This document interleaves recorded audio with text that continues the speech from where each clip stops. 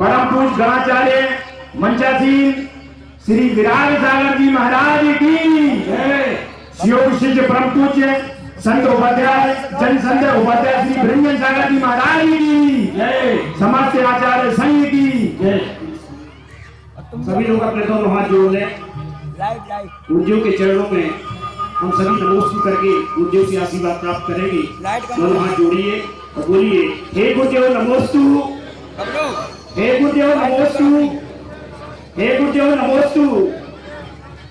यहाँ विराजे हुए समस्त महानुभाव, बोले यहाँ विराजे हुए समस्त महानुभाव, एक पॉइंट बढ़ाओ बस। आपके चरणों में विनम्र निवेदन करते हैं, विनम्र प्रार्थना करते हैं कि अपनी मंगलमयी वाणी से हम सभी को कृतार्थ करें, अपना मंगल आशीर्वाद हम सभी बच्चों पर प्रदान करें।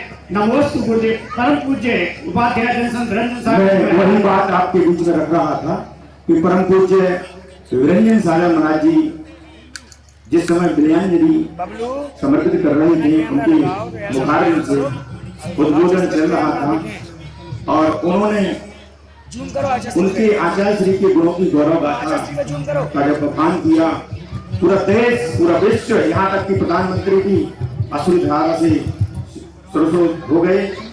सबको इस बात का वियोग का बहुत गम हुआ। परम पूज्य विरंजन सागर महाराज जी को अश्रु धारा कम से कम पौन घंटे की गौरव गाथा में गुणानुवाद में उनकी अश्रु धारा भरती रही। उनकी भावना भगवान के चरणों में बार बार उन्होंने विरंजलि की। ऐसे मंचासीन परम पूज्य विरंजन सागर महाराज जी आपके बीच में हैं, उनके चरणों में नमन प्रबंधन करते हैं। पतझड़ ना रहे इसलिए बसंत चाहिए, पतझड़ ना रहे इसलिए बसंत चाहिए, कुरीतियों का अब तो अंत चाहिए, तम अज्ञानता का छांटना है अगर हमें तो परम पूज्य विरंजन सागर जी जैसे संत चाहिए, परम पूज्य विरंजन सागर जी जैसे संत चाहिए, परम पूज्य विरंजन सागर जी जैसे चाहिए। मैं सकल जगत जैन समाज सागर की ओर से आपके चरणों में प्रार्थना करता हूँ। हे गुरुवर, हम सभी भक्तों को धर्म लाभ देशना देने की विनती कृपा करें। परम पूज्य विरंजन सागर नमस्ते। धर्म सभा को धर्म सभा जैसा बना करके रखें। चिंटू भैया के उठो, सोनो जल्दी उठो। के पीछे अम्माएं जो कुर्सी लगाए बैठी है उनको साइड में करो। अरे बबलू नहीं घुमा, बीच में 4-5 अम्मा बैठी है और जो पीछे दादा लोग कुर्सी लगा कर बैठे उनको सबको अंदर बुला के लाओ। ऐसे बैठ गया जैसे सब्जी भाजी चल रही मंडी। अंदर आओ सभी दादा लोग, जितने बैठे हैं वहाँ पर कुर्सियों पर सब अंदर आइए जल्दी। बबलू का रहेगा अच्छा के पास या जो भी सभा को सभा जैसा। भाई साहब आप लोग आगे आओ, इधर एक की पूरी लाइन करेंगे। 4 उधर बैठ गए, 5 उधर बैठ गए, पूरी लाइन एक करिए। एक के पीछे एक बैठो, वहीं बैठे रहो, आगे नहीं आओ। अच्छा, एक हाथ का अंतर से बैठो, बहुत अच्छा पंडाल है। गर्मी भी ज्यादा है, पास नहीं बैठो, एक हाथ का अंतर देकर बैठो जल्दी। और अम्माओं की कुर्सी पीछे से बीच में से साइड में करो। सभा का सभा जैसा रहने, कुर्सी लेकर के बीच में बैठ जाती है अम्माएं, तो सभी लोग अपनी अपनी कुर्सियां पीछे लगाएं या साइड में लगाएं। जब यहाँ कैमरे चलते हैं, लाइव चलता है, तो बीच में डिस्टर्ब होता है। पूरा देश देखता है आप सबको यहाँ का कार्यक्रम। ठीक है, पीछे बैठे हुए 2-3 दादाओं को भी कैमरे के लेंस पे दाग है। जो कुर्सी के लायक नहीं है वो नीचे जमीन में आ जाए, जो कुर्सी लायक है वो कुर्सी पर बैठ जाए। चलिए हाथ जोड़िए। ऊपर बैठे लाए ओम नमः सिद्धेभ्यः।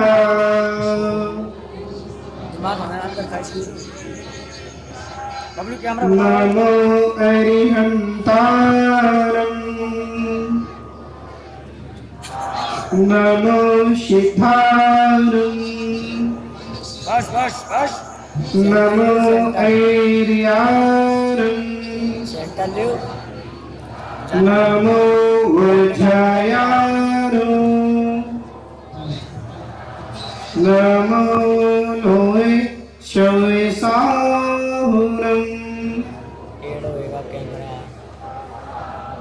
जय गुरु अनंतानंद सिद्ध परमेश्वरी भगवान की। कैमरा वाले भैया एक बार पीछे घुमा लो। सभी लोग हाथ ऊपर करिएगा, खड़े हुए श्रीफल बनाइए जल्दी से। जय बोलिए अनंतानंद चतुर्वेशी भगवान की, प्रथम तीर्थंकर श्री आदिनाथ भगवान की, शासन नायक श्री महावीर भगवान की, परम पूज्य गुरु नाम गुरु विमल सागर जी महाराज की, परम पूज्य आचार्य सम्मति सागर जी महाराज की, परम पूज्य आचार्य भगवान गुरुदेव विराट सागर जी महाराज की, समाधिस्थ आचार्य विद्या सागर जी महाराज की, पंच कल्याण प्रतिष्ठा महोत्सव की, परम पूज्य जैन संत उपाध्याय श्री विरंजन सागर जी महाराज की जय। कारा गुरुदेव का जय, कारा गुरुदेव का। आज का पावन पुनीत दिन है कि तीर्थंकर भगवान का जन्म कल्याण की पावन बेला पर सुबह सुबह की बेला में आचार्य भगवान का मंगल आगमन साहिगर नगर में आना शुभ का सूचक है, मंगलमय का सूचक है। गुरु के दर्शन हो जाना, गुरु का सानिध्य मिल जाना हमारे कार्यक्रम की, हमारे कार्यक्रम के लिए चार चांद लग जाना। और जिसके जीवन में गुरु का आशीष जिस सिर पर हो, उस शिष्य के लिए किसी बात की परवाह नहीं होती है, उस कार्य में किसी प्रकार की बाधा उत्पन्न नहीं हो सकती है। और आज सुबह सुबह की मंगल बेला में आचार्य भगवान का साहिगर में नगर में पदार्पण होना आज हमारे कार्यक्रम के लिए करके एक पुण्य का उदय है कि यहाँ जब मंदिर का शिलान्यास हुआ था उस समय भी 2 संघों का समागम था। शिलान्यास करने तो मुझे आना ही था, लेकिन माताजी प्रशांतमती माताजी का सानिध्य भी मिला। जब शिखर वेदी शिलान्यास होना था उस समय मुझे आना था, मैं आया और सुबह सुबह पता चल गया कि उदार सागर जी के उप शांत सागर जी आ गए, उनका भी साथ में शिलान्यास के समय।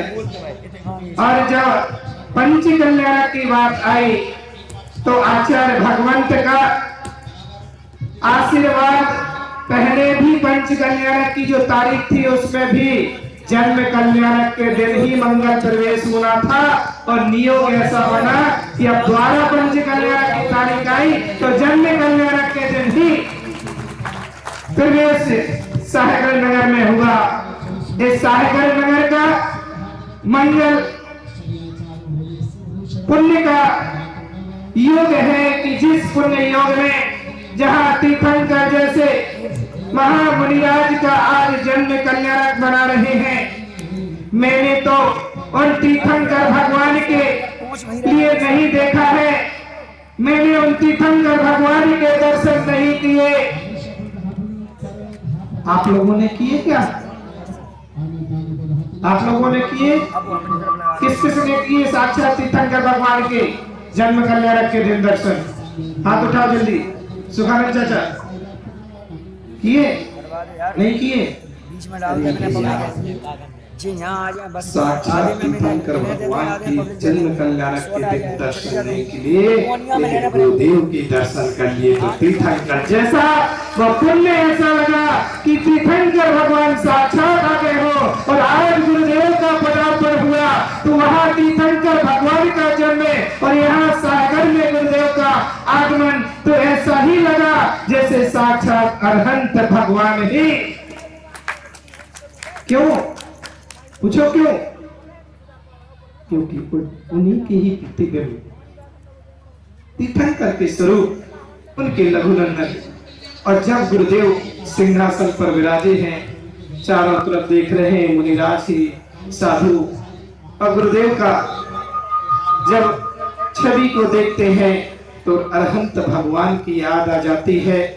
उन भगवान को तो अपन ने नहीं देखा है, लेकिन इन भगवान को देखते हैं तो उन भगवान की याद जरूर आ जाती है कि भगवान ऐसे होते हैं, भगवान इस मुद्रा के होते हैं। और इन भगवान में उन भगवान की भी याद आ जाती है, उन भगवान की इन भगवान में याद आ जाती है। इनकी छवि को निहार करके, इनकी मुद्रा को देख करके भगवान का जन्म है। जन्म तो संसार में हर प्राणी लेता है, लेकिन जन्म लेने के बाद जीवन को महान बनाना, जीवन की महानता को प्राप्त करना ऐसे महासंतों का ही, जिन्होंने अपने जीवन को महान बना लिया। आज गुरुदेव अपने समक्ष हैं, अपन गुरुदेव का सुनने के लिए बैठे हैं और गुरुदेव के समक्ष अपन बोलने में सक्षम नहीं है, लेकिन गुरुदेव का आदेश हुआ है तो उसका पालन किया है। अपन गुरुजी के लिए सुने और उनकी मंगल देशना सुने। ऐसे मंगल भाव को लेकर के आज साहेगढ़ नगर का पंच कल्याणक प्रतिष्ठा महोत्सव एक अपनी ऐसे करे, एक कोने में आ जाओ, एक कोने में यश कीर्ति को लेते हुए धर्म प्रभावना के साथ आगे बढ़ रहा है। और आज जन्म कल्याण का जब जुलूस चल रहा था अगली बार तो अद्भुत वह जन्म कल्याण का दृश्य नजर आ रहा था और लोगों की श्रद्धा आस्था उस भगवान के कल्याणक से जुड़ी हुई, उनकी श्रद्धाएं, लोगों की श्रद्धाएं जिनेंद्र भगवान के प्रति जुड़ी हुई और आज वो सब आपकी नजर आ रही है। सुबह से ही लेकर के शाम तक कल विशेष करके तप कल्याणक का दिन है और ये बुंदेलखंड की तो परंपरा है कि जन्म कल्याणक से अधिक तप कल्याणक के दिन लोगों की उपस्थिति होती है और तप कल्याणक में लोगों की अनेक भावनाएं रहती हैं, क्योंकि इन सबको पता है कि भगवान जैसा हम बन नहीं पा रहे हैं, लेकिन भगवान के तप कल्याणक की अनुमोदना करने के लिए लोकांतिक देव आकर के अनुमोदना करते वैराग्य की, और वैराग्य की अनुमोदना करने के लिए लोकांतिक देव जो एक भवाधारी होते हैं। तो उस पंचम काल में अभी हम मनुष्य हैं, लेकिन लोकांतिक देव जैसी भावना बना करके ऐसी भावना बनाते हैं संयम के दिन की कि हे भगवान वही संयम का दिन हमारे जीवन में आ जाए। जैसे अरहंत भगवान ने संयम को प्राप्त कर लिया, तो कल के दिन अपने अपने प्रतिष्ठानों को भले ही 2 घंटे को बंद करना पड़े, भले ही प्रतिष्ठान को किसी दूसरे के जिम्मे छोड़ करके आना पड़े, लेकिन तप कल्याणक के दिन जिनेंद्र भगवान के तप कल्याणक की क्रियाएं देखने के लिए, अनुमोदना करने के लिए आप सब भगवान जिनेंद्र देव की दीक्षा कल्याणक में अनुमोदना करें कि हे भगवान मेरी भी ऐसी दीक्षा हो, मैं भी आत्म कल्याण कर सकूं। और भगवान के कल्याण कर देखने से लोगों के भी कल्याण होते हैं, स्वयं का भी कल्याण होता है, भगवान के कल्याण में विशुद्धि बनती है और सम्यक दर्शन का कारण बनता है। आज परम पूज्य आचार्य भगवान के पावन चरणों में त्रिभक्ति पूर्वक नमस्ते करते हुए यही मंगल भावना भाता हूँ कि हे गुरुदेव आपका पदार्पण हुआ और आपका आशीष ऐसे ही हमारे ऊपर बना रहे और आपका आशीष सभी के लिए ऐसा ही मिलता रहे। और इस कार्य के लिए भी मंगल आशीर्वाद आपने पहले ही नैनागढ़ में दे दिया था और इसके पहले श्री में ही आपने आशीर्वाद दे दिया था ये कार्य हो, और उस कार्य से यह संपन्नता की ओर चल रहा है, ऐसे ही आशीर्वाद मिलता रहे। जय बोले परम। कल का ध्यान रखेंगे, कल परम पूज्य गुरुदेव का दीक्षा संयम महामहोत्सव भी, जब गुरुदेव ने संयम मार्ग की ओर कदम बढ़ाया था तो सर्वप्रथम आचार्य सन्मति सागर जी महाराज ने आचार्य भगवान को क्षुल्लक दीक्षा दी थी और क्षुल्लक दीक्षा दिवस कल संयम का 45वां संयम दीक्षा महोत्सव कल है। अपन परम पूज्य गुरुदेव के मंगलमय अष्ट द्रव्य से पूजन करेंगे। जो यहाँ की महिलाएं मंडल हैं, जितने भी महिला मंडल हैं, अपने अपने ड्रेस जो आपकी यूनिफॉर्म है महिला मंडलों की, सभी लोग अपनी अपनी महिला मंडल ड्रेस पहन करके और यहाँ पर एक एक द्रव्य लेकर के आएंगे और यहाँ पर द्रव्य से अष्ट द्रव्य से गुरुदेव की मंगलमय पूजन करेंगे। सुबह के सत्र में, सुबह की सत्र में मंगल पूजन करेंगे, दोपहर के सत्र में भी मंगल पूजन करेंगे और दीक्षा के समय दीक्षा का रहेगा, इसलिए सुबह विशेष करके पूजा के लिए महिला मंडल तैयार रहेगी। ओम शांति।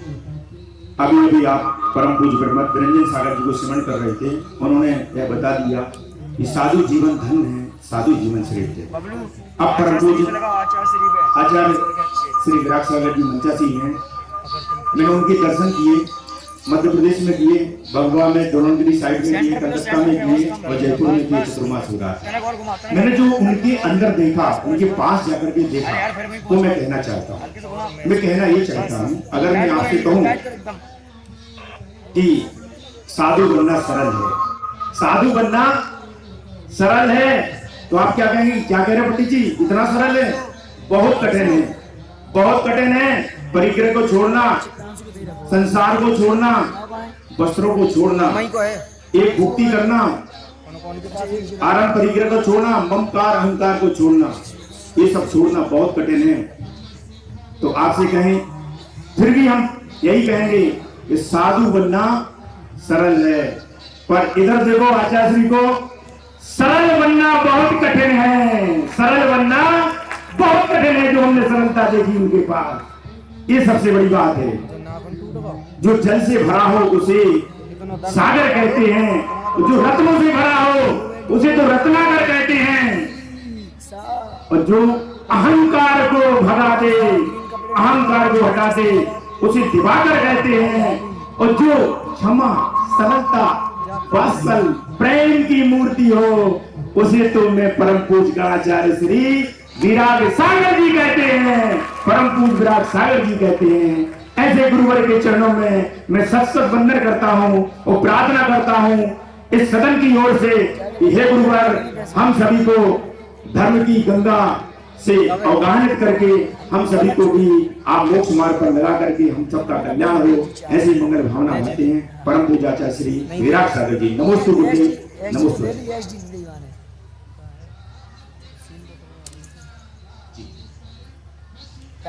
बाहर का माइक जो चल रहा है पांडे सिरापर, बिना माइक के भी पूजा संभव हो सकती है, आप चाहें तो। या प्रवचन आचार्य श्री के प्रवचन प्रारंभ हो रहे हैं, आप लोग के बिना माइक के पूजन कर लीजिए। परम पूज्य आचार्य श्री विराट सागर जी महाराज की जय। नमोस्तु गुरुदेव, नमोस्तु। सभी महानुभाव अपने दोनों हाथ जोड़ लीजिए और विनय से हम सब सिद्ध भगवान के लिए भाव से ही नमस्कार करेंगे।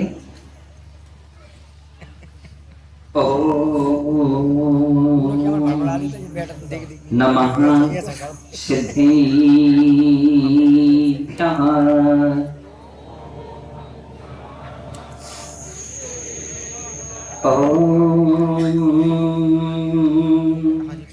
नमः सिद्धिभ्यः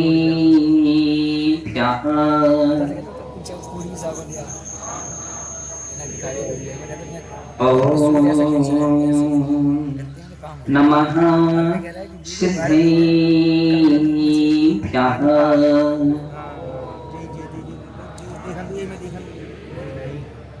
जय मंगल भूदाणं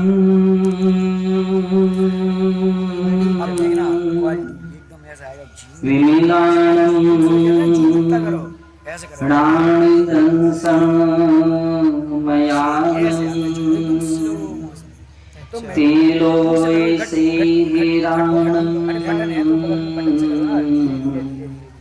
नमो सया सवसीधारणं नमो सया सवसीधारणं दीक्षा सिखाय कुशला संगारंभा परिग्रहाचता श्री गुरु विमल सम्मति चरणे जुगले सया वंदे चरणे जुगले सया वंदे।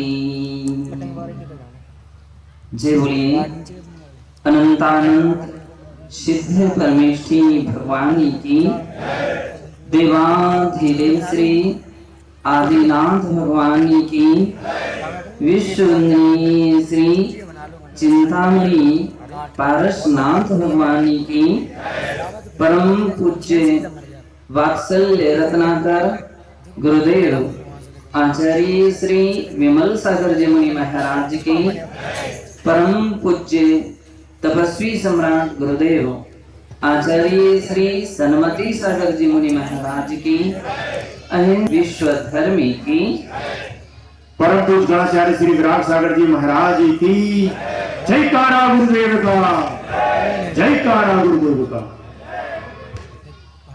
बंधो, शास्त्रों में उल्लेख मिलता है कि असंख्यात उत्सर्पणी और असंख्यात अवसर्पणी निकल जाने के बाद एक हुन्नाव सर्पणी काल आता है। हुन्नाव सर्पणी काल जैसे अपने शास्त्रों में संज्ञा दी है, अन्य शास्त्रों में उसे कली काल शब्द भी कहा गया। कली काल, और दोनों में, दोनों परंपरा में, श्रमण परंपरा और वेदक परंपरा में एक बात कही गई है कि इस काल में कुछ अनहोनी घटनाएं घटती हैं, इसलिए वह हुन्नाव सर्पणी काल कहलाता है। जैसे ये सिद्धांत है, तीर्थंकरों का जन्म किस काल में होता है? तीसरे में कि चौथे में? कौन से काल में होता है? नियम से चतुर्थ काल में ही तीर्थंकरों का जन्म होता है। लेकिन आदिनाथ भगवान का जन्म कब हो गया? कौन से काल में? तीसरे काल में जन्म हो गया। हो गया ना? ये अनहोनी घटना हो गई। तृतीय काल में तीर्थंकर भगवान का जन्म हो गया। बंधो, तीर्थंकरों का निर्माण नहीं, निर्वाण कौन से काल में होता है? चतुर्थ काल में ही होता है।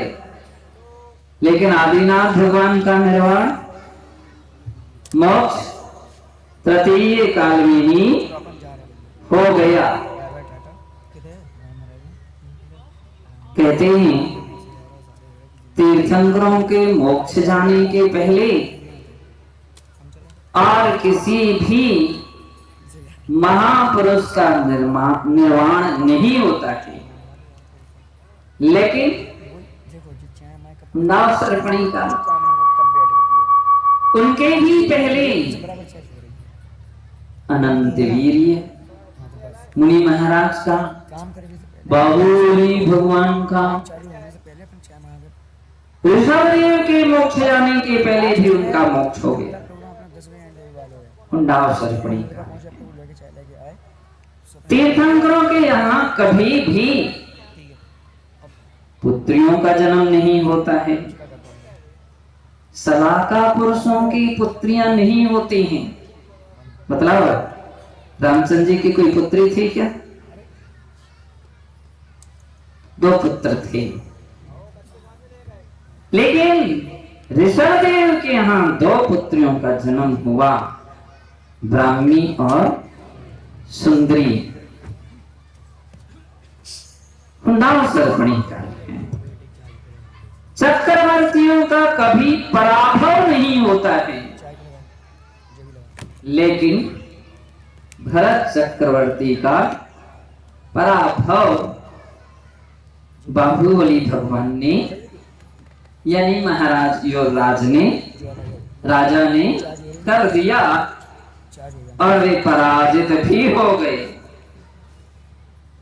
ऐसे अवसर्पणी, इसका नाम हुंडा अवसर्पणी काल।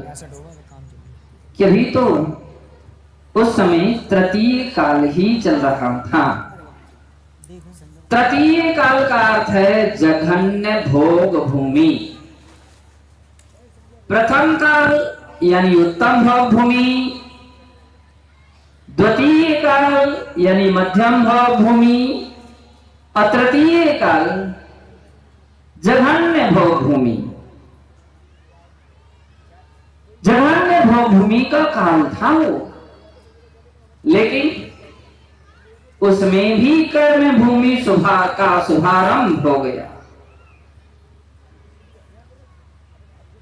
मैं आज सोच रहा था तीर्थंकर का जन्म यानी धर्म का जन्म, तीर्थंकर का जन्म यानी धर्म का जन्म, क्योंकि वे धर्म के जनक हैं, प्रवर्तक हैं। तीर्थंकर ही धर्म के उपदेश देते हैं, देशना देते हैं केवल ज्ञान के समय।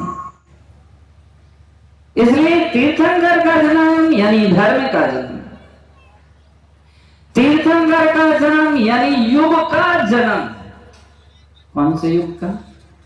कर्म युग का, कर्म भूमि का जन्म।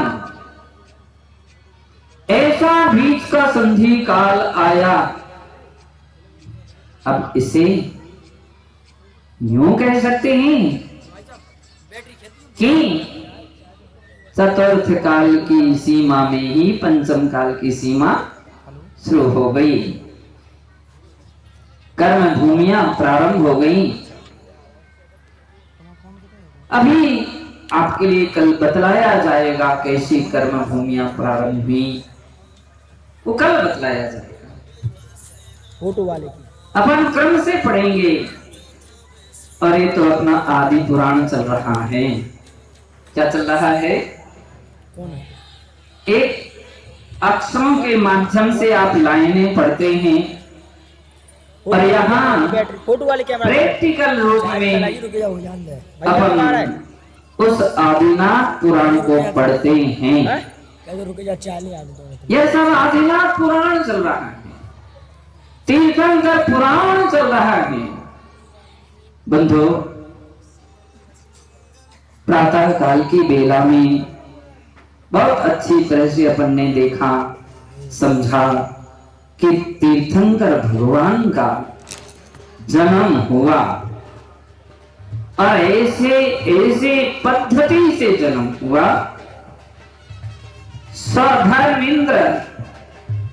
सधर्मेंद्र ने उन्हें देव समूह के साथ सुमेरु पर्वत की पांडव शिला पर ले गया। धूमधाम से इतने विशाल जल के कलशों से अभिषेक किया और आप चम्मच से अभिषेक करने लगे। एक जगह मैंने देखा लोग चम्मच से, कोई दिक्कत नहीं पड़े जी, तीर्थंकर आ रहे हैं, चम्मच से अभिषेक कर रहे थे। मेरी भाई ये क्या कर रहे हो? हमने तो ये सुना है कि कलशा ढालो रे, चम्मच से ढालो रे, तो हमने कहीं नहीं सुना है। बोले महाराज पानी ज्यादा ना बहे। हमने कहा तुम ज्ञानी हो कि सौधर्मेंद्र ज्ञानी है, इतनी कलशियां भी नहीं लाया था। बदन उदर अवगाह कलश घट जानिए, एक 4 वसु योजन मान प्रमाणिए। अपन लोग इस छंद बोलना लोगों ने बंदी जैसा कर दिया है, लेकिन इनके पीछे इतिहास छिपा है कि वे कलश ऐसे विशाल विशाल कलश थे और उन कलशों के द्वारा 1000 कलशों के द्वारा तीर्थंकर भगवान 1008 कलशों के द्वारा तीर्थंकर बालक का अभिषेक हुआ। ऐसे विशाल कलशों के द्वारा जब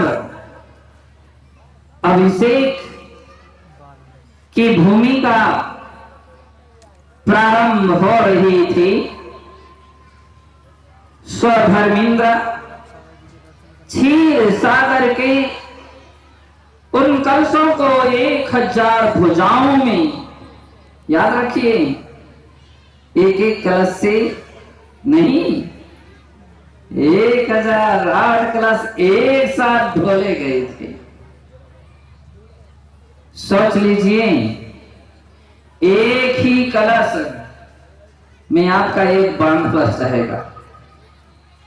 1000 में तो समुद्र भी छोटा पड़ जाएगा, क्योंकि अपन ने सुबह देखा था कि एक कलश कितना बड़ा था, 12 कोस, 12 किलोमीटर का मुख, 48 किलोमीटर का पेट, भागचंद जी ध्यान रखियो, और 96 किलोमीटर का उसकी ऊंचाई। विजय सोच लो कितनी टंकी पानी बनेगा, ने तो निकाल करके रखा है,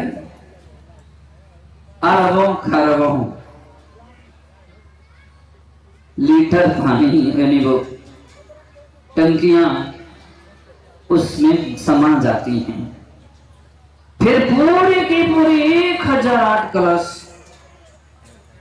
जब स्वधर्मेंद्र लेकर के खड़ा हुआ, कहाँ है स्वधर्मेंद्र?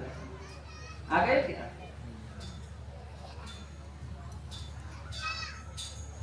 जब शुद्ध इसलिए था वो पान जल, क्योंकि वो निर्जंतुक था, इसलिए शुद्ध था। और इतनी बड़ी विशाल कलश लेकर के जब स्वधर्मेंद्र खड़ा हुआ तो उसके मन में, स्वधर्मेंद्र जल्दी बोलो, भोजन करने का हम नहीं किया हो तो कर।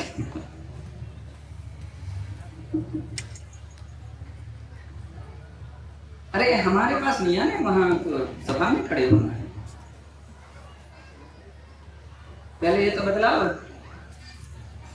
बंधुओं, स्वधर्मेंद्र आप का कलश कितनी कलश से, पहले ये बतला दीजिए, कितनी कलश से आज अभिषेक किया है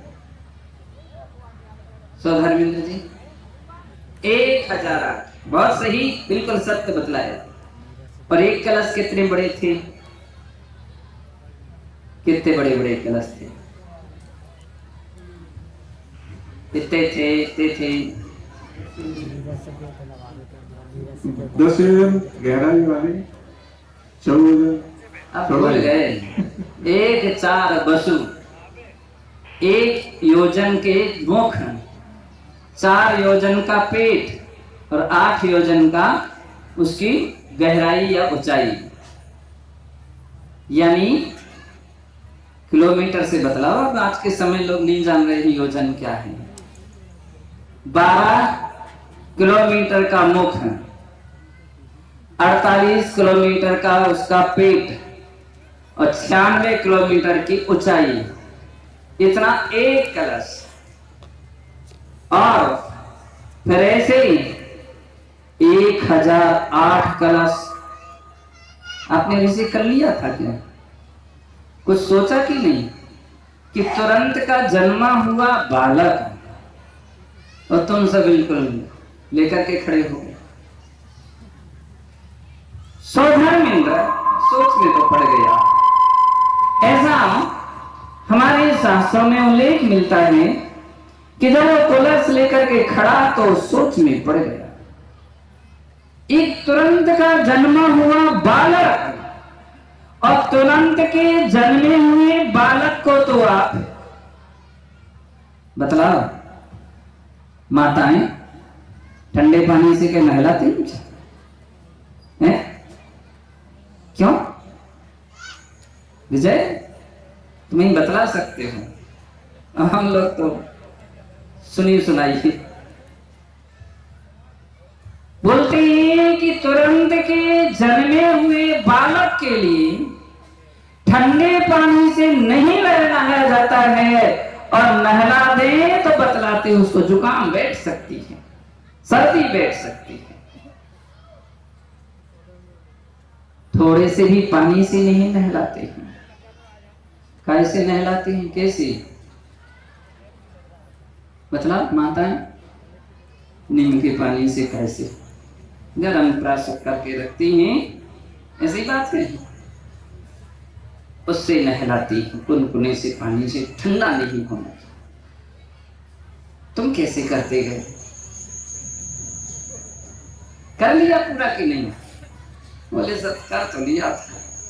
पहले वो विस्मय में पड़ गया, और शास्त्रों में उल्लेख मिलता है, त्रिषष्ठी महापुरुष, त्रिषष्ठी सलाका महापुरुष ग्रंथ में उल्लेख आया, कलश लेकर के तो कुछ समय के लिए स्तब्ध हो गए।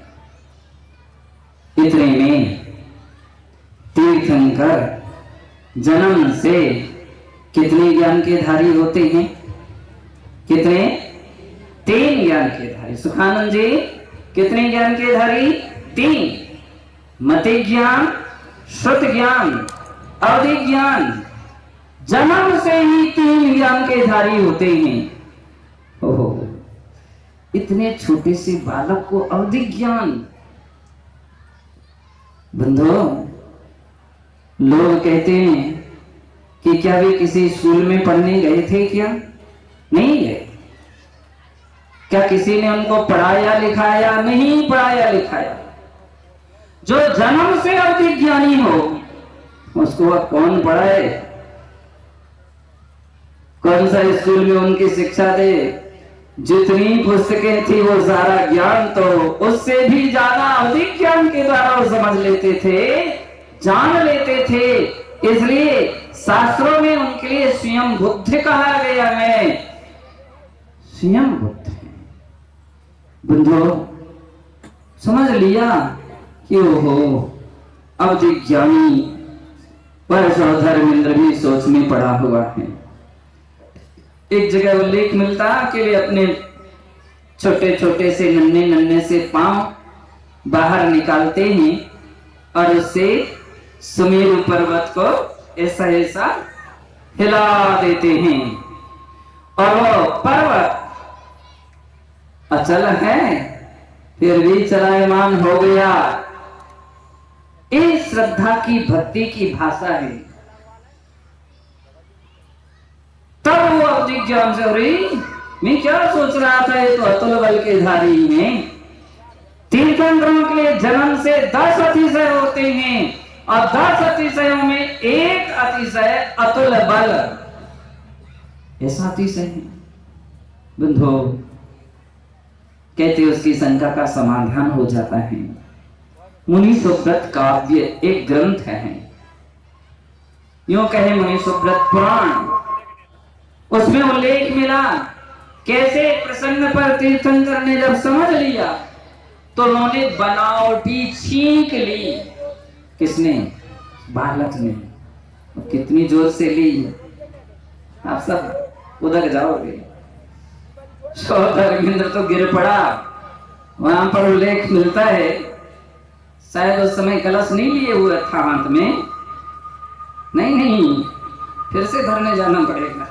उस समय वो खड़ा था, सोच रहा था तो जोशी चीख ली तो गिर पड़ा, और जैसे ही वो गिरा खड़ा हो गया, बोले अरे मैं क्या सोच रहा था, अतुल बल के धारी।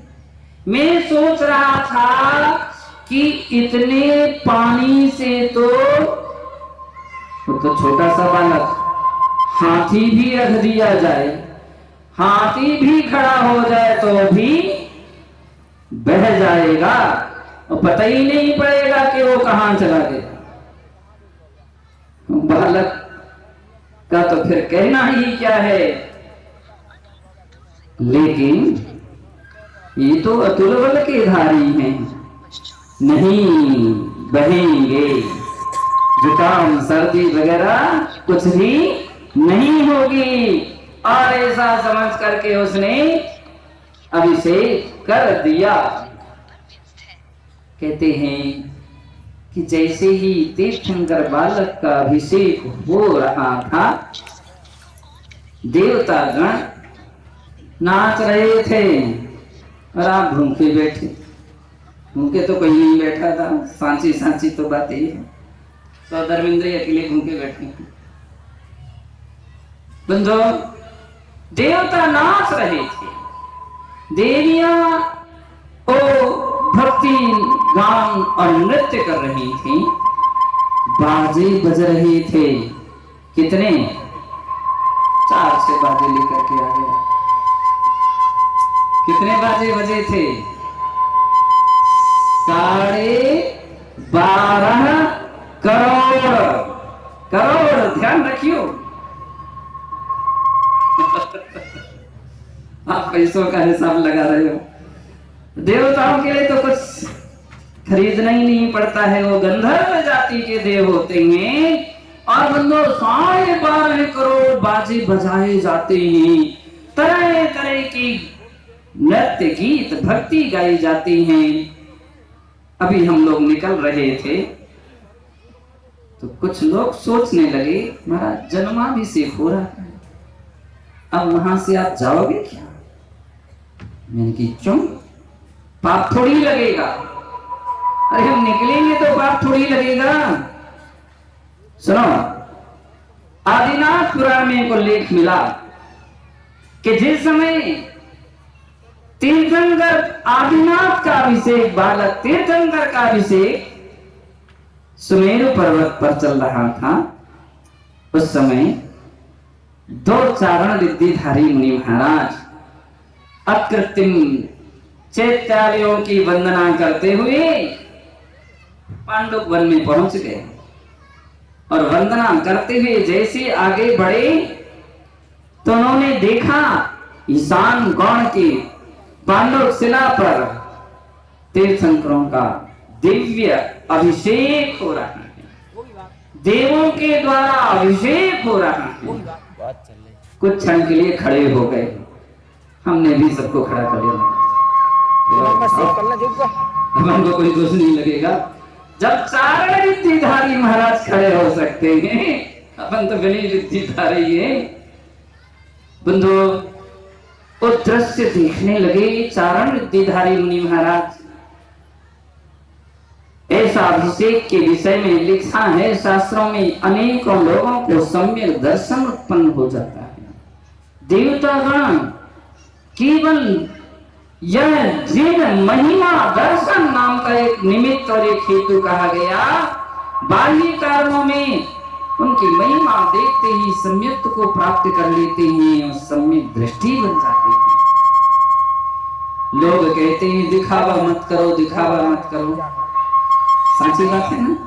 ऐसे ही कुछ लोग कहने लगते हैं, अरे पैसा भी ऐसी बर्बाद कर दे, इतना खर्चा कर दो। लेकिन स्वधर्मेंद्र कहता खूब दिखावा करो और मन से करो। देखो, इसी का नाम है महिमा। हाथी बुलाते हैं, बैंड बुलाते, इतना बड़ा पंडाल लगाते हैं, इसका मतलब ये महिमा है, जिनेंद्र भगवान की महिमा है। स्वधर्मेंद्र ने कहीं कमी नहीं रखे, धूमधाम से करो, घबराओ नहीं। देने वाले बहुत होते हैं। देख लो, बरसात हो गई, सुबह हुई कि नहीं हुई? कहां से आएगा, कहां से आएगा? ऊपर से आएगा। हैं? बतलाते हैं कि आप भाव ऊंचे रखो, सब कुछ आपके यहां बरसता है। और सौधर्मेंद्र ने इस प्रकार से जन्माभिषेक किया। जन्माभिषेक के बाद फिर शांति धारा करी कि नहीं? ध्यान रखो, विश्व शांति महायज्ञ है। और उस समय सौधर्मेंद्र, आदिनाथ पुराण में उल्लेख मिलता है कि वो विश्व शांति धारा करता है। विश्व शांति धारा यानी विश्व के प्रत्येक प्राणी के लिए शांति मिले, चाहे वे गजमारी रोग हो, चाहे मनुष्य मारी रोग हो। अभी तक अपन यही पढ़ते रहे, गज मारे में, फूल मा, पुष्प मारे, फल मारे। मैंने कुछ शांति धारा लिखी, मैंने तो केवल मनुष्य मारे की बात कही। पहले मनुष्य मारे रोग दूर हो जाए, फिर इसके उपरांत मैंने सब प्राणी मात्र की बात रखी। सौधर्मेंद्र इसी ऊंची विशाल भावना रखते हुए शांति धारा करता है कि हे भगवान, जगत के प्राणियों की कसाएं दूर हो जाएं, क्रोध का छिंद छिंद भिंद भिंद हो जाए, मान का छिंद छिंद भिंद भिंद हो जाए, माया लोभ का छिंद छिंद भिंद भिंद हो जाए, मिथ्यात्व का छिंद छिंद भिंद भिंद हो जाए। बंधु पता नहीं क्या क्या उसने भावना रखी। प्रत्येक प्राणी के हे भगवान दुख दूर हो, रोग दूर हो, दरिद्रता दूर हो, सभी के अंदर में सुख समृद्धि रहे, हर प्राणी धर्म के मार्ग पर चले, नीति के मार्ग पर चले। इस प्रकार से शांति धारा की। और शांति धारा करने के बाद सच्ची चली नहीं, थक गई होगी। अच्छा अच्छा बंधु, इसके बाद जगत जननी, जगत जननी और जगत जननी की सेवा में तत्पर जो सची थी, वह सची सौधर्मेंद्र को देखती हैं, प्रार्थना करती हैं, कुछ तो मुझे भी अवसर दो। सारा पुण्य आप ही लूट लोगे तो हम लोगों को क्या बचेगा, कुछ अवसर तो। बतलाते हैं उस तीर्थंकर बालक के शरीर का प्रक्षालन सची करती है। ये बिल्कुल सत्य है। कोई भी पिता अपने बेटे को अच्छी तरह से नहला नहीं सकते हैं जो मां नहला पाती है। सच्ची बात है। और नहला भी दे तो पहुंच नहीं पाते हैं। हम लोग देखते हैं कभी कभी कुछ आहार के समय में यहाँ से पहुंच देंगे, यहाँ से पहुंच देंगे, और बस बाकी सब गीला का गीला रह जाता है। मैंने कि भैया जो क्या कर रहे हो, प्रक्षालन। ओ सची तीर्थंकर का प्रक्षालन कर रही थी। मुनीश्वरव्रत काव्य में उल्लेख आया कि एक जगह स्वधर्मेंद्र वो जो सची पूछ रही थी तो गाल पर बार बार छन्ना कपड़ा उनके लिए घिस रही थी। स्वधर्मेंद्र ने अपनी सची का हाथ पकड़ लिया पंडित जी और कहा, ये क्या कर रही हो? पता नहीं है, ये तुरंत के जन्मे बालक हैं। नरम कपड़े से पहुंचते हैं और हल्के हाथ से पहुंचते हो, तुम तो रगड़ती जा रही हो। सची बोलती है, स्वामी ये तो मैं भी जानती हूं कि तुरंत के जन्मे बालक हैं, बार बार नहीं पहुंचना चाहिए, लेकिन क्या बतलाऊं, इनके गाल पर पानी की एक ऐसी बूंद वो कुछ ही नहीं रही। पंडित जी वो कह रही पूछ ही नहीं रही, मैं बार बार पूछती हूँ वो पूछ ही नहीं रही। अब बात क्या करें, ऐसे ही रहने थे।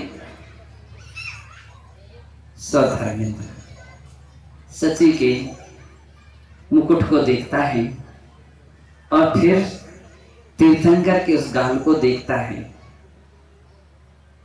देखने के उपरांत कहता है सची पहले ध्यान से देखो, वो पानी की बूंद है कि तुम्हारे मुकुट में लगा हुआ मणि की परछाई है। वो सची देखती है, रे अपने मुकुट पर हाथ लगाती है मणि के ऊपर, तो पानी की बूंद वो दिख ही नहीं रही थी। हाथ अलग किया तो दिखने लगी। ऐसे किया था कि बंधु, तीर्थंकर का अतिशय रूप यानी सुंदर सुडौल शरीर होता है। ये प्रतीक ऐसा अतिशयकारी कि व्यक्ति उनके रूप में अपना चेहरा देख ले, इतना प्रतिबिंबित सामग्रियां होने लगती हैं। सुंदर रूप था। पहुंचने के बाद श्रृंगार सची ने किए। बिल्कुल याद रखो, पिता पुत्र को श्रृंगारित नहीं कर सकता। कर भी दे तो कहीं का काजल कहीं लगेगा, लेकिन मां, जो माताएं काजल लगाती हैं बिल्कुल हिसाब से लगाती हैं। जब तीर्थंकर भगवान की पंचकला प्रतिष्ठा में कुछ वो चंद्र सलाका और क्या है सूर्य सलाका, उस समय अंजन सलाका यानी जो लगाया जाता, नयनोर मिलन किया जाता है। हमारे महाराज लोग कभी कभी यहाँ से वहां से वहां पूरी कजरू गिले जैसी हालत हो जाती है। हमने कहा तुमने अपने बेटों को जन्म ही नहीं दिया है, अब तुम कैसे लगा सकोगे? वो जो जन्म देने वाले हैं वे भी नहीं लगा पाते हैं। ये अधिकार माता का है कि वो माँ इतने तरीके से लगाती है कि वो काजल यहाँ का वहां नहीं होता है। सची विद्या अपनी कुशलता से पूरा श्रृंगार करती हैं, सजा देती हैं। तीर्थंकर बालक के लिए कैसे सजाती है, आज शाम को आपको देखने के लिए मिलेगा सजे हुए तीर्थंकर। बस लेकिन अंतर ये है कि अभी बाल्य अवस्था है, गृहस्थ अवस्था में सजे हुए वो तीर्थंकर बालक थे। बंधु, जुलूस वापिस कैसे हुआ था आपने देख लिया। कितने सारे देवता गण वापिस आए। महाराजा देवराज सौधर्मेंद्र के साथ कोई भी एक भी देव वापिस नहीं हुआ था। भगवान की भक्ति बीच में छोड़ करके जाएंगे क्या? कभी नहीं जाना पड़ता है। सब के सब यथा विधि क्रम से वापिस आए और आने के उपरांत कहाँ आ गए? जी ने तभी तो दरबार लगाई। महाराजा नाथी राय का द्वार कलाकार जी कहाँ गए? बंधु, महाराजा नाभि राय यानी अयोध्या नगरी में वो देव आए और सची ने यथावत अपनी विद्या से मारो देवी की नींद वगैरह सब दूर कर दी। वो कृत्रिम बालक था, उसके लिए भी विद्या समेट ली और उनके लिए राज सिंहासन पर दोनों को बैठा एक ही सिंहासन पर महाराजा नाभि राय और माता मरो देवी विराजमान थे। सौधर्मेंद्र आने के उपरांत अब तो महाराजा नाभि राय को भी उनकी राजभवन में भी सभी ध्वजाएं सफेद कलर की हो गईं और वे ठहरा रही थी। ये कैमरा नाभी राय ने देखा, इसमें रखा है, इसमें ओहो। कैमरा हम हवालो हम आए तो नहीं करेंगे, ये कैसे क्या होगा? अलग है तो भाई छोटी सी तरह तरह के रंगों से रंगी हुई ध्वजाएं महल में फहराती हैं। रखी है। आज सब शुक्ल वर्णी ये ध्वजाएं स्वस्तिक चिन्ह से अंकित ध्वजाएं फहरा रही हैं। वे सोच ही रहे थे कि देव सेना अवतरित हो गई। तीर्थंकर ऋषभ देव के जन्म कल्याण की जयकार हुई। नाभी राय समझ गए, समझते देर ना लगी। सची आगे हुई और उसने सबसे पहले माता मरुदेवी से क्षमा याचना की। हे मां, मुझे क्षमा करो, आपकी बिना अनुमति के मैंने कुछ ऐसे ऐसे काम कर लिए हैं।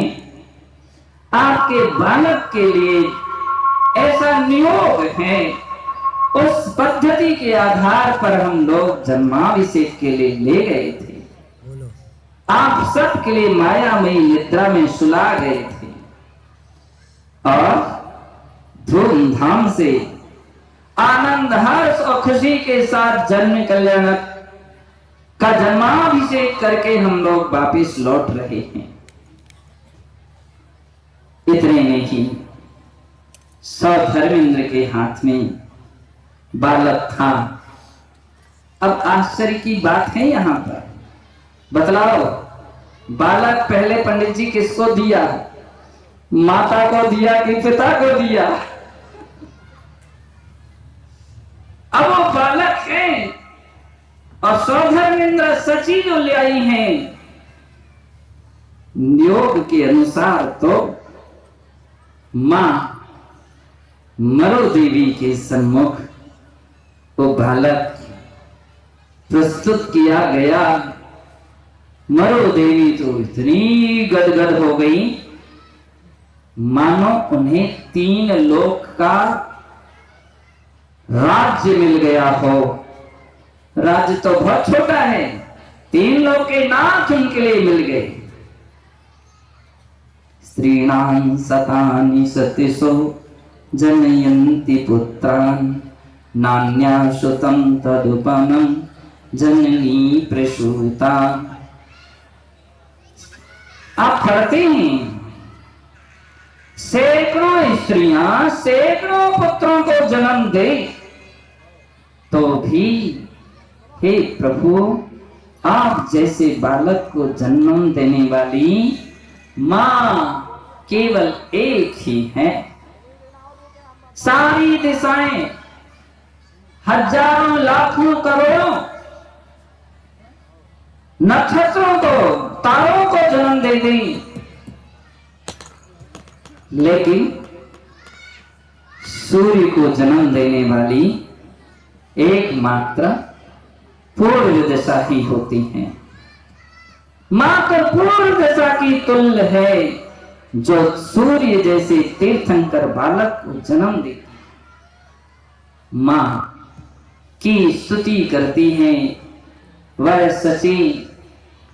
प्रतिष्ठा ग्रंथों में तो ऐसा भी उल्लेख मिला कि स्वागत सम्मान के साथ वह सौधर्मेंद्र सची तीर्थंकर के माता पिता का अभिषेक भी करती है और उनकी पूजा भी करती है।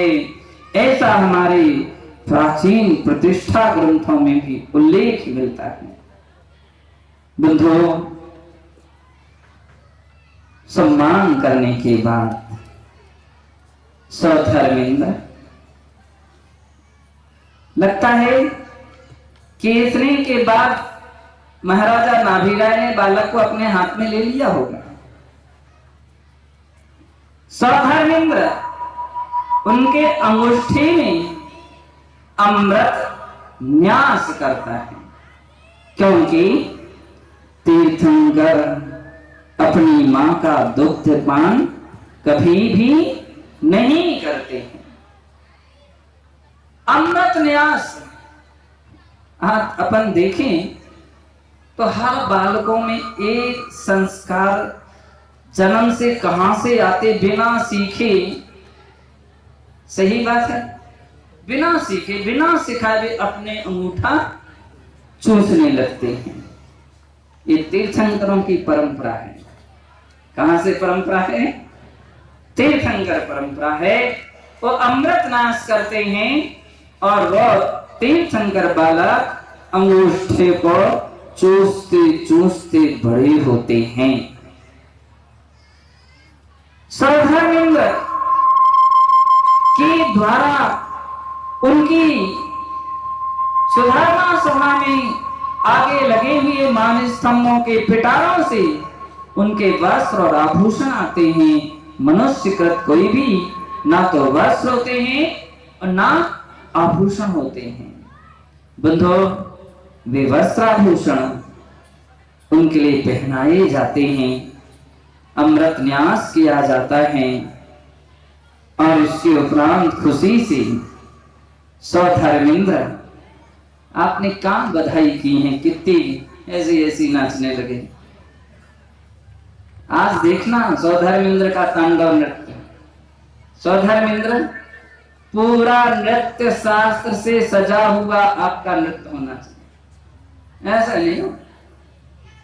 नृत्य शास्त्र के आधार पर वो क्या तांडव नृत्य करता है, सारी सभा मुक्त हो जाती हैं। और बंधुओं, बाल सखाओं के लिए तीर्थंकर के बाल क्रीड़ा के लिए उनको नियुक्त करता है। ऐसा मनोरम दृश्य, और वे तीर्थंकर भी बालक अपनी अलौकिक छटा को फैलाते हुए शनैः शनैः वृद्धि को प्राप्त होते हैं। ऐसी वह महान तीर्थंकर की विशेषताओं को सौधर्मेंद्र प्रस्तुत करता है।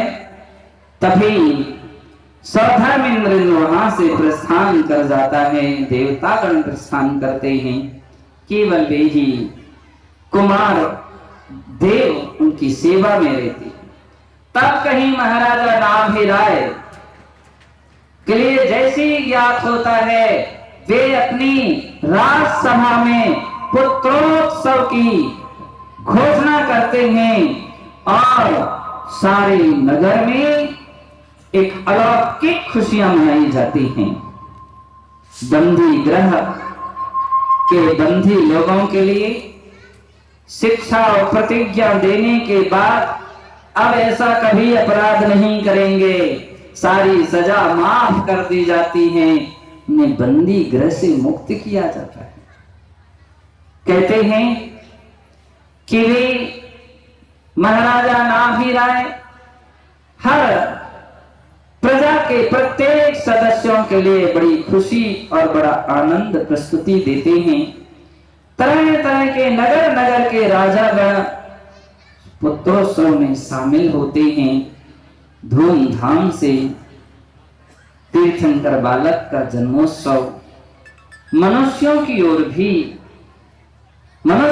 ओर से भी मनाया जाता है और वह जन्म कल्याण सार्थक और सफल होता है। बंधुओं, आज के दिन हम सब के लिए भी एक बहुत अच्छी शिक्षा लेना चाहिए, और वह यह है कि उत्तम तरीका तो यही है, मैं यही कहूंगा, शादी मत कराओ, हमारे साथ आ जाओ। सच्ची सुख, सच्ची खुशी, सच्चा आनंद इसी में है। कितनी बड़ी उपलब्धि है कि आत्म शांति भी है और बाह्य शांति भी और अंतरंग शांति भी है।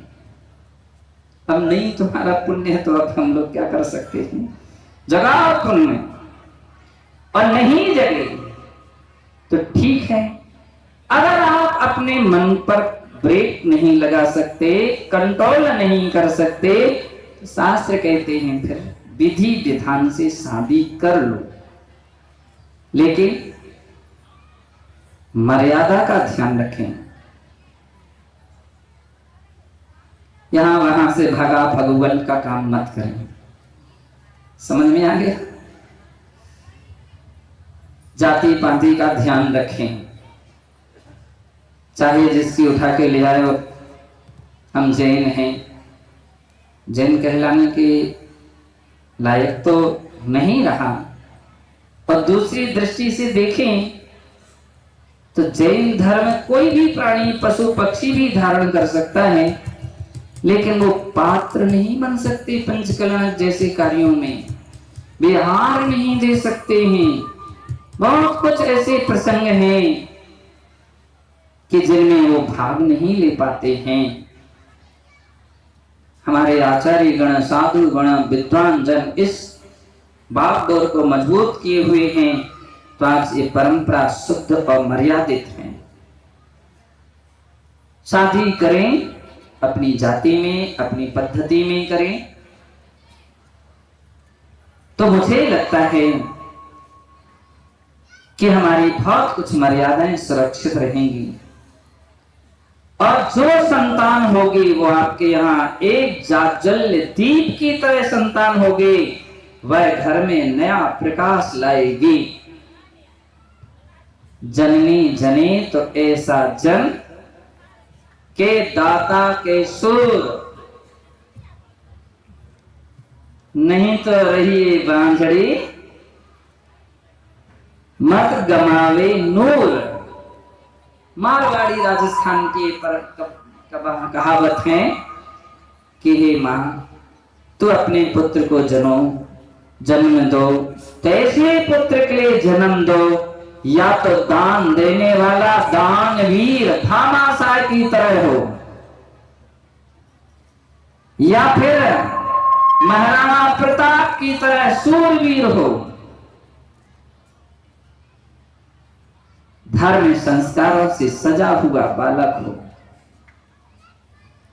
ये संस्कार कहीं बाहर से नहीं आएंगे, कोई भी स्कूल ऐसे संस्कार नहीं दे सकता है। केवल घर की मां और पिता ही इस दायित्व को निभा सकते हैं। इंग्लिश में कहा गया है, मैनी कहा गया है, लाइक फादर, लाइक सन, लाइक मदर, लाइक डॉटर।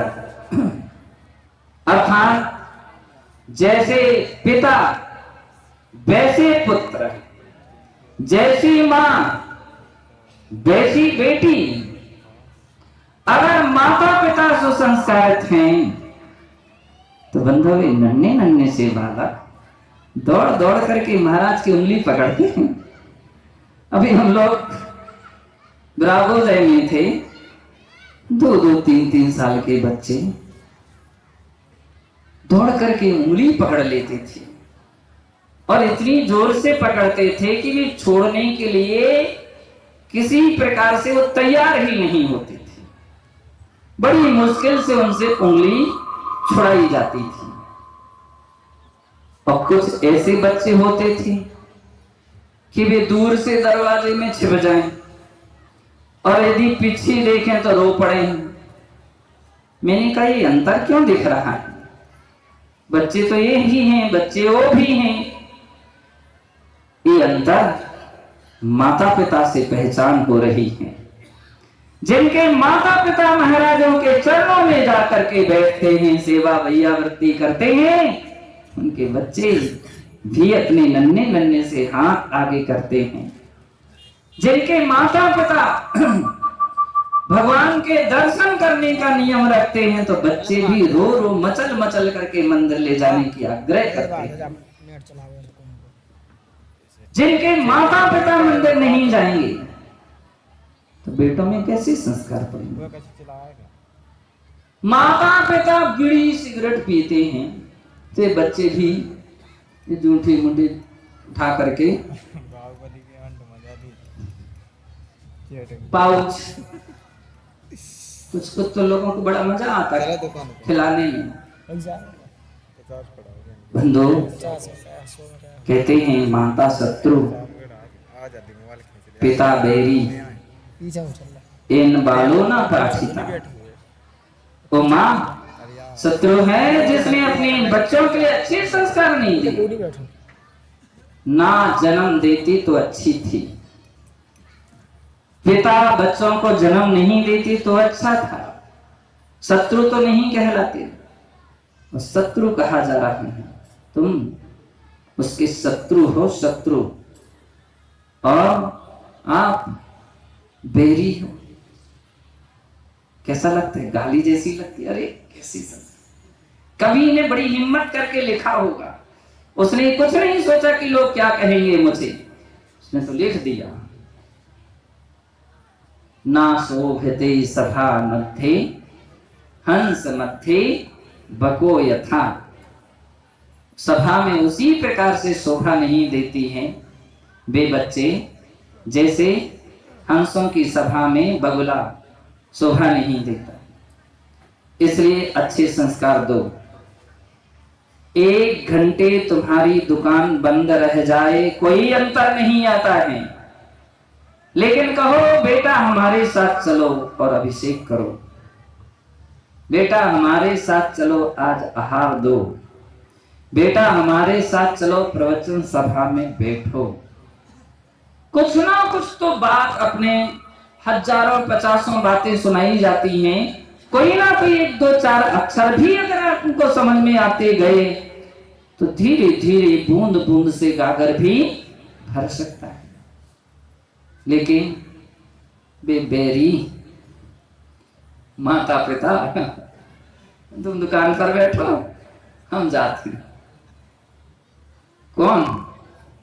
सुनो, वो कवि लिख रहा, मैं नहीं बोल रहा हूं, नहीं तो आपके महाराज तो गाली सी दे रहे थे। वो कवि कह रहा है माता शत्रु पिता बैरी। अरे आप अच्छे माता पिता हैं तो बिल्कुल अपने बगल में बैठा लो, अपने पास में बैठा लो, और ऐसा नहीं कि बच्चे उधम करते रहें, दौड़ लगाते रहें। नहीं, ओ माँ अपने बच्चे को शांति से बैठा ले, तो बात ना करे उस समय के, सुनो देखो मत करो, यहां वहां मत घूमो, दौड़ो नहीं। कितनी अच्छी वो माँ लगती है मुझे तो। सबसे अच्छी तो दुनिया की माताएं होती हैं, पशु पक्षी की भी माँ अच्छी होती है, लेकिन अच्छी भी बनो और सच्ची भी बनो, अपने दायित्व को निभाएं, बैठा ले। देखो तो सही, मुस्लिम समाज के वो एक दिन आता है, शुक्रवार का दिन, जुम्मा का दिन, या ऐसे कोई दिन आते हैं, तो बच्चों के साथ कपड़े अच्छे नए पहना करके और वो मस्जिद वगैरह ले जाते हैं। क्या वो गृहस्थी नहीं है? क्या उनको फिक्र नहीं है धन रुपया पैसे की? क्या उनकी दुकान नहीं है? सब कुछ है, लेकिन वे अपनी धर्म की बात को आगे रखते हैं और अपन इन सब बातों को ध्यान नहीं रखते हैं। अगर माता पिता उनके लिए संस्कार नहीं देंगे तो कौन, कोई पड़ोसी देगा क्या? आज अपन देखते कितनी जगह के बच्चों में संस्कार नहीं रहते हैं, बिगड़े हुए बच्चे रहते हैं। आज के दिन यहां से उठें तो जन्म कल्याण का ये सूत्र दिल दिमाग में फिट करके बैठ निकले कि हम अपने बच्चों को जरूर जरूर कोशिश करें। जितना बनेगा, जितनी भी प्रतिशत सफलता मिलेगी, कोशिश करेंगे अपने साथ ला करके बैठा लेंगे। बैठा लो तो सही, बड़े प्रेम से आप उनको बोलो, चाहे वो छोटे बच्चे हों चाहे बड़े बेटे हों, बैठा लो बेटा, मेरी इज्जत का सवाल है, ऐसा कहो आप। तो इज्जत का सवाल है, अब महाराज ने बोल दिया, सब लोग देखेंगे तुम्हारे बेटे। कल दिखना चाहिए कि पिता के साथ कुछ बेटे बैठे हुए दिखें, तो मुझे बड़ी खुशी होगी। लगेगा कि साहगढ़ का पंच कल्याणक ने एक नया उदाहरण तैयार किया है कि पिताओं ने अपने बच्चों को और माताओं ने अपनी बच्चियों को धर्म सभा में साथ बैठा लाए। सिखाओ, हो सकता है प्रारंभिक दशा में उनको शर्म भी लगे, उनको संकोच भी लगे, उनको और भी परेशानी भी हो। सबको बोल देना बेटा थोड़ा सा सहन कर ले, बेटा मनाओ। आप कैसे मना सकते हो? बंधु, जन्म कल्याण ऐसे तीर्थंकर जैसे बच्चे आपके हों तो आपको कितनी खुशी होगी। आपके बच्चे अच्छे निकलते हैं और कहीं प्रशंसा होगी तो मुझे लगता है माता पिता का हृदय फूल की तरह खिल सकता है।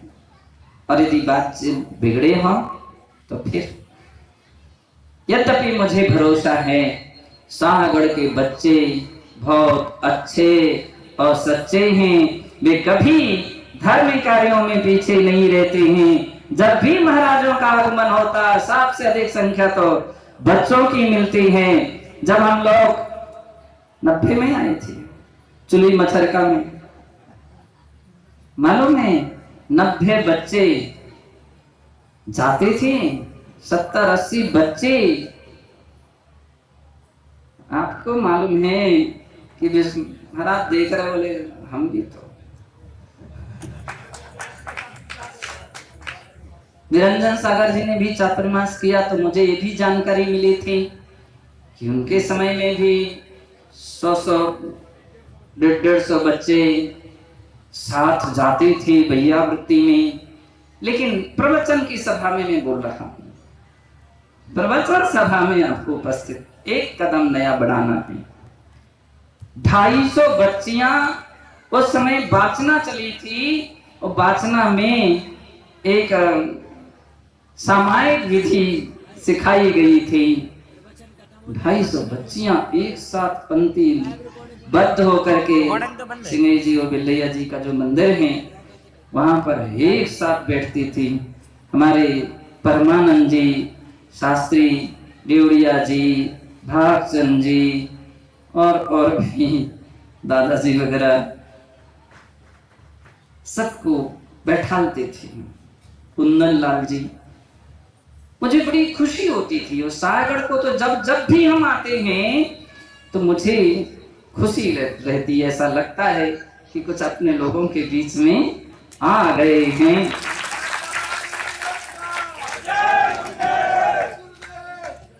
कि लोगों में संस्कार हैं और अधिक वृद्धि को प्राप्त हो और अपन